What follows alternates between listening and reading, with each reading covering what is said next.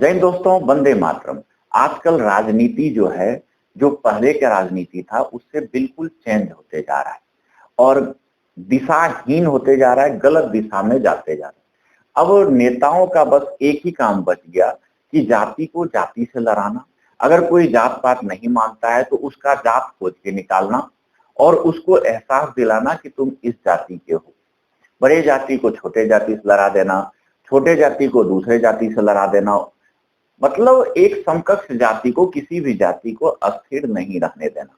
आजकल राजनीति में ये हो गया है और जनता भी, जो पढ़ा लिखा है, जो बड़ा आदमी बन गया, जो पैसे वाला हो गया, वो सब समझ रहा है। लेकिन भारत के अंदर जो है गरीब तबके के लोग बहुत ज्यादा हैं। जब आप गरीब की बात करते हो तो सबसे ज्यादा नेताओं के पीछे भागने वाला जो होता है वो गरीब तबका का ही आदमी होता है।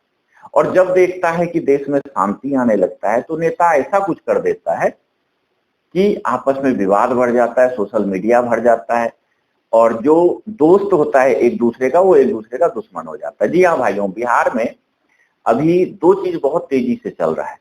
एक तो वो केंद्रीय मंत्री है जीतन राम मांझी, जो नीतीश सरकार में एक बार मुख्यमंत्री भी बन चुके हैं। उन्हें कहा जाता है कि वो मुसहर समाज से आते हैं और SC में आते हैं। लेकिन उन्होंने क्या किया, यादव जाति के ऊपर जो है एक गलत बयान दे दिया।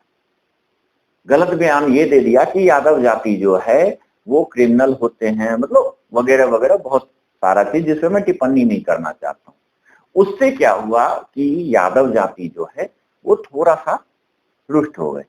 रुष्ट क्या हुए, किसी भी आप जाति के ऊपर अगर कुछ बोलते हो तो उसमें क्या होता है कि उसमें कुछ अच्छे लोग भी होते हैं, कुछ पढ़े लिखे भी होते हैं, कुछ खराब लोग भी होते हैं। चाहे ऐसा कोई भी जाति नहीं है जिसमें कि अच्छों की कमी ना हो और बुरे की कमी ना हो। अच्छे आदमी सभी में होता है और बुरे आदमी सभी में होता है। आप देख ही रहे हो, कभी कभी क्या होता है कि कुछ जातियों में कुछ ऐसे आदमी होते हैं, कड़ा विरोध करता है, लड़ने तो आ जाता है, ट्रेन रोकना शुरू कर देता है। कुछ जातियों में होता है कि ये सब नहीं करता है, वो समझता है कि अगला मूर्ख है, इसके बोलने से कुछ भी नहीं होता है, हम अपना वक्त क्यों बर्बाद करें, हम अपनी जिस गति से चल रहे हैं चलते रहेंगे। जीतन राम मांझी का तो ये बात हुआ, लेकिन इसका कहानी मैं बताता हूँ आपको, बहुत ही रोचक है। उसके बाद हम आएंगे सम्राट चौधरी के वक्तव्य से, जो बिहार के CM। जीतन राम मांझी इतने पे ही नहीं रुके। ये सब होने के बाद एक विद्यालय के कार्यक्रम में वो गए थे, कॉलेज के कार्यक्रम में। उस कार्यक्रम में जब पहुंचे वहां पे वो भाषण देने की कोशिश कर रहे थे। वहीं पे महज 10वीं और 11वीं का जो छात्र था, 3 छात्र ने पत्थर से उनके ऊपर आक्रमण कर दिया, मतलब पत्थरबाजी उनके ऊपर करना शुरू कर दिया, जीतन राम के मांझी के ऊपर।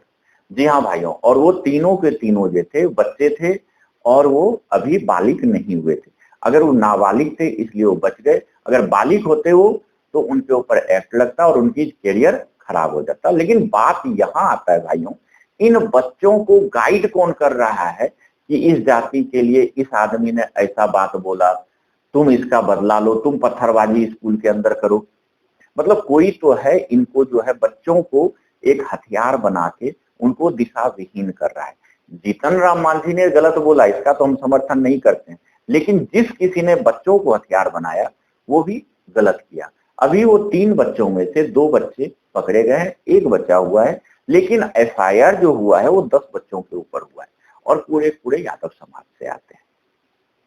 ये सब घटना होने के बाद यहीं पे अभी एक और घटना हुआ है। उपेंद्र यादव का नाम का एक लड़का था जो ई-रिक्शा चलाता था और ई-रिक्शा में बैठे हुए मांझी टाइटिल वाले मुसहर समाज के जो आदमी थे वो उस पे बैठ के मोबाइल चला रहे थे। इसी में आपस में कुछ बकझक हुआ और उसने अपने गांव से काफी आदमी को बुलाया और जो उपेंद्र यादव था उसकी लाश मिली उस गांव के, जो मांझी जाति के गांव थे उसके गांव के बगल में, और इतना ज्यादा उसके शरीर पे गलत घाव था कि कुछ ना कुछ उसके साथ गलत हुआ था।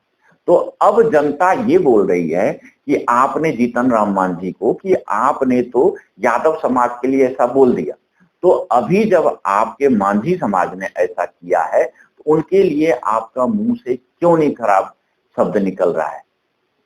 अगर आपने यादव में कुछ बोला कि गलत भी आदमी होते हैं, तो आप ये क्यों नहीं बोल रहे हैं कि माझी समाज में भी बहुत सारे दुर्दांत होते हैं, गलत आदमी होता है जो कि गलत काम कर रहा है। यहां पे आप दो समाज को आपस में लड़ाने की कोशिश कर रहे हैं। यहां पे बिहार में भाइयों माहौल बहुत ज्यादा गर्म है। इसके बाद इतना ही नहीं रुका, कुछ ऐसी घटना और हो गई जिसमें कि सम्राट चौधरी जो कि बिहार के मुख्यमंत्री हैं, कुशवाहा समाज से आता है, उन्होंने एक वक्तव्य दे दिया कि हरा गमछा वाला जहां दिखे उनसे जाति पूछ के उनको गोली मार दो। मतलब हरा गमछा जनता दल जो हर एक पार्टी का एक सिंबल होता है। जैसे आप बीजेपी को देखोगे, तिरंगे झंडा उसमें एक कमल का चित्र बना हुआ अगले को देता है, या भगवा गमछा पहनाया जाता है। कोई दलित का ले लो तो वो नील टाइप का पहनता है, ब्लू गमछा। ऐसे हर पार्टी अपने अपने सिंबल के हिसाब से एक गमछा रखता है। जैसे राष्ट्रीय जनता दल उनका लालटेन छाप है और हरा गमछा पहनता है। तो सम्राट चौधरी के कहने का मतलब था कि हरे गमछे मतलब जनता दल के जहां भी आदमी को देखो वो गुंडा होता है और उनकी जाति पूछ के उनको गोली मार दो। मतलब जनता दल को बिहार में सपोर्ट करने वाले सबसे ज्यादा यादव कास्ट के लोग हैं। तो सम्राट चौधरी का वक्तव्य जो है एक तरह से लिया जा रहा है कि उन्होंने यादव जाति को इंगित करके उनका गोली मारने का आदेश दिया। हालांकि इसका भी हम समर्थन इसलिए नहीं करते हैं कि कोई भी मुख्यमंत्री होता है उनके लिए कोई जाति नहीं होता है, कोई विशेष नहीं होता है। हर गरीब का भला करना, हर अमीर के साथ अच्छा व्यवहार करना उनका एक कर्तव्य होता है। लेकिन एक मुख्यमंत्री ही अगर ऐसा बात भाषण देगा तो बाकी नेता, बाकी उनके जो छोटे छोटे नेता गिरी में उतरते हैं लड़के, वो क्या करेंगे। और आज ये स्थिति बन गया है कि एक बिहार के अंदर दो फाड़ नजर आ रहा है नेताओं में। नेता छोड़िए, जनता के बीच आपस में एक गलत संदेश पैदा किया जा रहा है। छोटा छोटे बच्चों के अंदर में द्वेष पैदा किया जा रहा है जाति विशेष को करके। लोग कहते हैं कि ब्राह्मण को गाली दिया जा रहा है, फिर कोई बोलता है दलित। अगर ब्राह्मणों को सिर्फ गाली दिया जा रहा है तो फिर SC/ST एक्ट क्यों बना?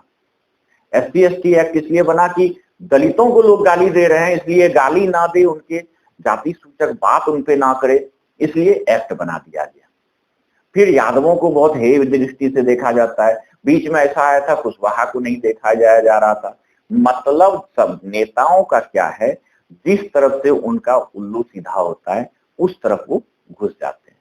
अगर उनको लगता है कि हम इस जाति से मुंह फेर लें, हमारा फायदा होगा, तो वो उस तरफ चले जाते हैं।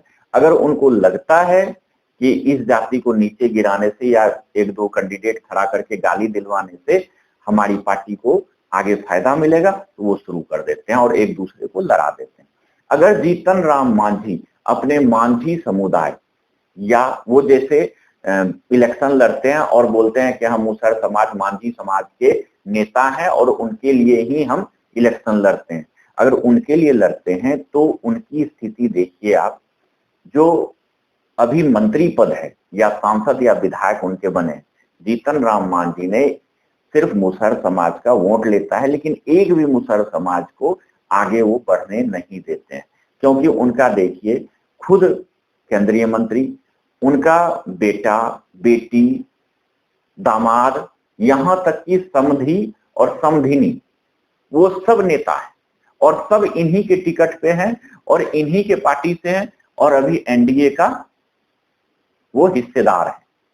तो अगर उनको सही में उनके जाति का अगर करना था आगे, तो किसी न अपने ही जाति के किसी ना किसी कैंडिडेट को या किसी ना किसी आदमी को मंत्री पद दिलाते या टिकट देते या उनको MLA बनाते। लेकिन नहीं, जीतने के बाद NDA में सीट किसको दिया? मुसहर समाज के नाम पे लिया कि हमें 10 सीट चाहिए, 5 सीट चाहिए।